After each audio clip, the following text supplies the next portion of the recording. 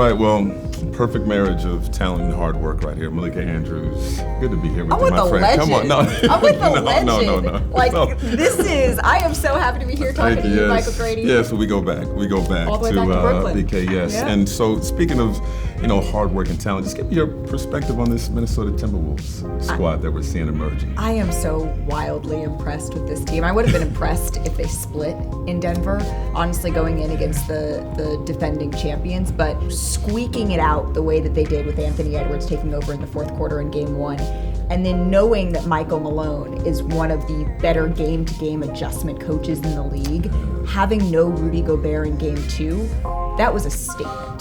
That was a statement win that, as our dear friend Kendrick Perkins would say, you're not knocking and walking into somebody's house and taking off your shoes. You're leaving them on and stepping all over the couch. And that is what this Minnesota Timberwolves team did. If you're looking for a team to root for, look no further. It's Minnesota. And I think it's fascinating to not have those big names here in the postseason at this point, and fans are thinking about a reason to watch, and there's so much young talent. And then the opportunities that you've had to talk with Anthony Edwards. Yeah. So what stands out in your combos with this young 22-year-old? He is so smart, the way that he views the game. I think that everybody is drawn to his charisma, and I know I am as well. But when he told me that he views every play as a math problem, and that math was one of his favorite subjects in school, and that's the way that he sees this, I said to myself, okay, he's playing chess, and everybody else is playing checkers. We talk about players that are big game players and big moment players, and Anthony Edwards is that guy.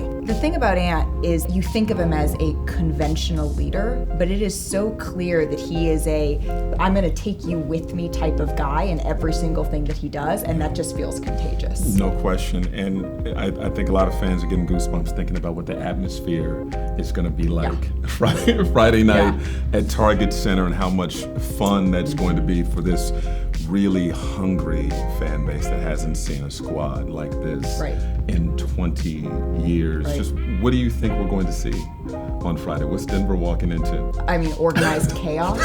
I just think that this is going to be so much fun. This is a fan base that has been punched and been the punchline over and over and over again. And now in this moment, I expect 20 years of that pent up energy of not winning a playoff series, multiple playoff series, really since 2004. I expect all of that to be unleashed on the Denver Nuggets, and not in a jeering way, but in a way of, we have been waiting for this, and now there is nothing that we are going to hold back. And that's what this team deserves. Give me your thoughts on Rudy Gobert. He's had quite the week. First-time father, and now named 4-time Defensive Player of the Year. It's been a wild ride for him this season. Expect the dad superpowers to now be unleashed that we see players have after they become a father. Now there's just a new stratosphere that they go to. But seriously, I was talking with Ant about Rudy today, and he said that they all heard, and that it even seeped in a little bit, some of the conversations early on. Is it going to work with Rudy Gobert? Is it going to work with two bigs? Is our offense clogged with the way that things are looking early on in this partnership? We've seen these experiments before in the modern NBA, and they don't work. And all of a sudden, here come the Timberwolves. And not only does it work, it's a resounding statement about who this team is at its core. And so I had no doubt that Rudy was going to be the 4-time Defensive Player of the Year. The only question now is, will he be the first to 5? It's been so impressive, and to see the respect that he's gained from his teammates after coming from a place with question marks makes it even more remarkable. We love seeing his growth this season, and I've enjoyed watching your growth over the years, Malika. I appreciate it, but just so everybody is aware, when you have a young GOAT franchise, you need a young GOAT broadcaster. And that's what Michael Grady is. So I'm just saying, buy stock now. I appreciate you, my friend. Always good to see you. Good to see you, too.